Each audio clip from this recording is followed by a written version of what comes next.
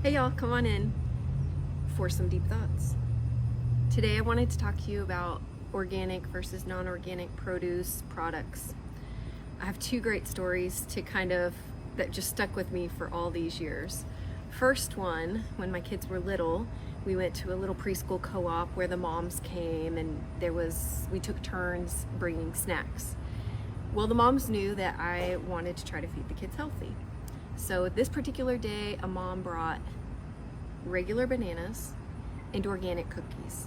And she said to me, I know how important organic is for you, so I brought the organic cookies for your kids.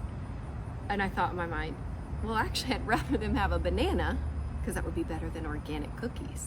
And then a few years back at the farmer's market, I overheard a customer asking one of the farmers, are these organic tomatoes? And the farmer said, no, we aren't organic. And it's actually very difficult to become a USDA certified organic farm. You can dig into that if you want to, but it's really challenging for a small farmer to be certified organic. She's like, but we try not to use anything. And the lady just turned around and went somewhere else. Thought to myself, so you're gonna go to the store and buy something that's organic that got shipped from another country thousands of miles away when you could have bought something that was almost organic, isn't necessarily certified organic, but they try really hard, that just came down the street.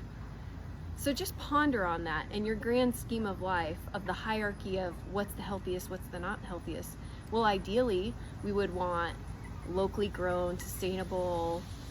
We go to our farmer's market, we pick it up, it came from our backyard.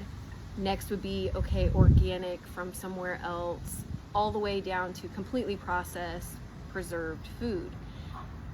There's no right or wrong way. So sometimes I think people cling to organic, that they have to have that, and we do want healthy food.